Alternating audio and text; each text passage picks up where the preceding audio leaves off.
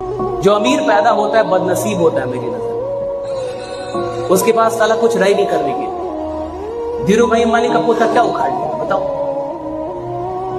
अधिक से अधिक यही करेगा कि कभी मोटा हो गया तो पतला हुआ, पतला हो गया तो मोटा हो। सही गलत उसके पास करने के लिए क्या रहा?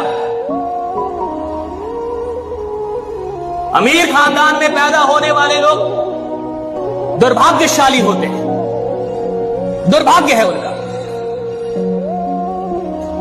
अगर किसी को लगता है कि मैं गरीब खानदान में पैदा हुआ हूं और मेरे साथ बढ़िया नहीं हुआ, अरे साला सबसे अच्छा तेरे साथ हुआ है, क्योंकि तू गरीब पैदा हुआ है। ईश्वर ने तेरे को मौका दिया अपने खानदान को अमीर बनाने का, तेरे पास है, बाकी किसी के पास मौका नहीं। और देखिए, जिसकी जितनी बड़ी प्रॉब्लम उतनी बड़ी औकात। आज तक आपको 500 करोड़ का प्रॉब्लम हुआ, औकात भी तो नहीं। जितनी बड़ी प्रॉब्लम उतनी बड़ी औकात। जब खुदा किसी की प्रॉब्लम बढ़ाता है तो समझदार लोग खुदा का शुक्रिया अदा करते हैं, क्योंकि वो जानते हैं कि वो मेरी औकात बढ़ा रहा है। राइट? जब प्रॉब्लम बढ़ेगी औकात बढ़ती, प्रॉब्लम बढ़ेगी औकात बढ़ेगी, और जिसकी प्रॉब्लम घटते जा रही है समझिए आप नजर में नहीं है, अब आप नजर से दूर हो रहे हैं। प्रॉब्लम बड़ी कीमती चीज है, आपको पता है? इस जमाने, इस जिंदगी की सबसे कीमती चीज है प्रॉब्लम, और ये सबको नसीब भी नहीं है। प्रॉब्लम खुदा सिर्फ उन लोगों को देता है जिससे बहुत मोहब्बत करता है और जिन पे खुदा बहुत विश्वास करता है।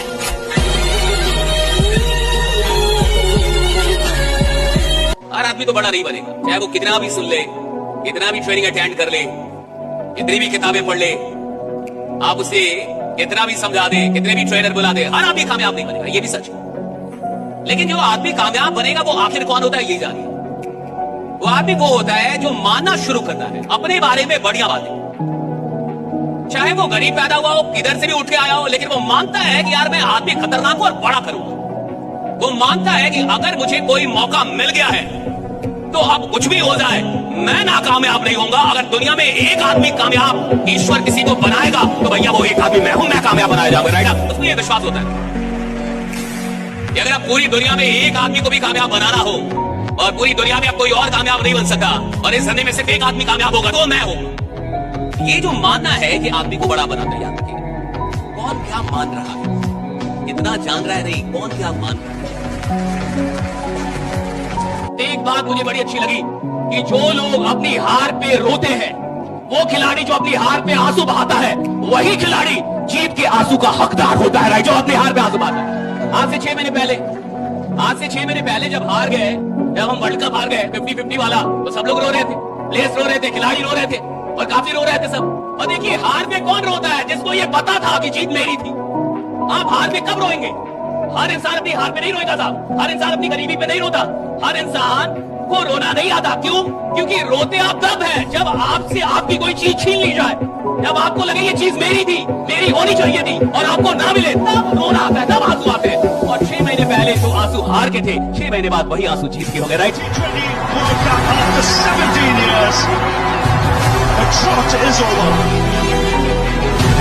मैं कह रहा हूं देखिए, सोने के लिए जीवन नहीं मिला है, आराम करने के लिए जीवन नहीं मिलता। आराम तो अंत में सबको करना है, ये जीवन मिला है काम करने के लिए। तो 7 घंटे से ज्यादा अगर एक लीडर सो रहा है साहब, मैं कह रहा हूं उसके पास सपना है ही नहीं। जिस आदमी को 7 घंटे से ज्यादा नींद आ रही है, उसकी नींद नहीं टूटती, सपना नहीं है अभी आपके पास। 6 घंटे में नींद टूटती है, 7 घंटे में नींद टूट जाती है आदमी की। 12 घंटे सोना यानी ड्रीम नहीं है आपके पास, और ड्रीम है और बेचैनी नहीं है, यानी आप फालतू का ड्रीम देख रहे हैं। फिर केवल डायरी पे है, दिल में नहीं है साहब। जिस आदमी के सपने सिर्फ डायरी पे है ना साहब, उसको नींद आती है। जिसके सपने डायरी से निकल के दिल में आ गए साहब, उसको तो बोलना पड़ता है कि सो ले थोड़ा सा। राइट? थोड़ा सोया कर रहा, कितना काम करेगा, थोड़ा सो भी ले। ये जो फिलॉसफी था कि अभी बहुत कुछ, दिमाग को जो इंसान पढ़ा अभी बहुत कुछ करना बाकी है, वो मेहनत करता है, वो तैयार होता है चीज करने, वो बदलता है। राइट? वो खुद को सुधारता है। उसको लगता है कि मैं अभी भी गलतियां कर रहा हूं, उसको लगता है मैं अभी भी गलतियां कर रहा हूं। और जिस आदमी को अपनी गलतियां नहीं दिख रही, अब उसको लगता है मेरे पास कोई गलतियां ही नहीं है साहब, वो आदमी रुक गया है। मैं आपको रुक चुका है, दिमाग बंद कर लिया उस आदमी ने। देखते होंगे बहुत सारे लोग ऊपर जाके नीचे गिरते हैं ना, देखा होगा ना जिंदगी में, ऊपर गया फिर नीचे गिरा, ये क्यों गिरते नीचे? जब मैं ऊपर आ गया तो नीचे क्यों गिरा? ऊपर ही आना चाहिए था ना साहब, क्यों गिरा नीचे? क्या गिरने का मन था मेरा? जब आदमी ऊपर गया तो नीचे फिर क्यों गिर गया? क्या गिरने का मन था उसका? साहब इसलिए गिरा, दिमाग बंद कर लिया, सुनना छोड़ दिया, मानना छोड़ दिया, उसको लगने लगा मैं ही साला बापू, मेरे को सब कुछ आता है, और जिसको लगता है मुझे सब कुछ आता है, साहब उसका गिरना शुरू हो चुका, उसको पता नहीं गिर रहा है वो, गिर रहा है वो। बीमारी कब ठीक होती है? जब उसका कारण पता चल जाए। आदमी कब बढ़ता है? जब उसकी गलतियां पता चल जाए। कोई बीमारी तब तक ठीक नहीं होगी जब तक उसका कारण ना पता चले। कोई आदमी तब तक आगे नहीं बढ़ पाएगा जब तक उसको उसकी गलतियां ना पता चले कि मैं गलती कहां कर रहा हूं, कहां मिस्टेक्स हो रहे मुझसे, कौन सी गलतियां कर रहा हूं मैं, और कौन सी गलतियां मुझे को रोक रही आगे जाने से। भाई याद रखिएगा, जिस आदमी को सफल होना होता है वो हर महीने अपनी गलतियां खोजता है। जिस आदमी को सफल नहीं होना है वो वर्षों बिता देता है और कभी अपनी गलतियों को नहीं खोजता है। जितनी मेहनत करनी पड़ेगी करूंगा, लेकिन अगर खेल में उतरा हूं तो खेल बदलने वालों में मेरा नाम शुमार होगा। राइट, ये इस आदमी ने खेल बदल, ये अलग माइंडसेट, ये माइंडसेट में शक नहीं है कि मुझसे होगा या ये शक है मुझसे होगा कि नहीं होगा, मैं भेज पाऊंगा कि नहीं। मेरे को जो भी करना पड़ेगा करूंगा, मेरे को जो सीखना पड़ेगा सीखूंगा, मेरे को जिधर भी जाना होगा जाऊंगा, जिससे मिलना पड़े मिलूंगा, जितनी मेहनत करनी पड़ी करूंगा। लेकिन मैं अगर इधर आया हूं तो हारने नहीं आया, भागने नहीं आया, अपना नाम बना रहा हूं, नाम बना के रहूंगा। राइट, ये अलग माइंडसेट, डिफरेंट माइंडसेट। दोस्तों, हर फैमिली में एक ऐसा हीरो जरूर होता है जो अपने खानदान की पीढ़ियों से चली आ रही गरीबी को दूर करने का बीड़ा अपने सर पर उठाता है। अब किसी के खानदान की हिस्ट्री निकालो जो अमीर हो, उनकी हिस्ट्री में एक ना एक हीरो फिगर जरूर होगा जिसने सालों साल से गरीब किसी परिवार की किस्मत को बदल दिया। अपने गिरेबान में झांक कर देखिएगा, कहीं अपने जनरेशन के हीरो आप खुद तो नहीं। लेकिन दोस्तों, ये जो हीरो लोग हैं ना, इनकी लाइफ भी रिस्क से भरी होती है। इनकी लाइफ में कब क्या होगा किसी को कुछ अता पता नहीं रहता, और जब इनको कुछ हो जाता है तब पूरी की पूरी फैमिली की कमर टूट जाती है। अब सवाल ये है कि ये हीरो लोग जो हैं, उन्हें अगर कुछ हो गया तो उनके परिवार का क्या होगा? जो सपने उन्होंने देखे उनका क्या होगा? क्या उनकी विरासत अधूरी रह जाएगी? नहीं, अब नहीं रहेगी, बशर्ते उनके पास एक term insurance cover. Term insurance life insurance का सबसे प्योरेस्ट फॉर्म है और आपको कम से कम मंथली अमाउंट में, जैसे कि 600-700 रुपए जैसे अमाउंट में, आपको 2 करोड़ तक का कवरेज दिला सकता है।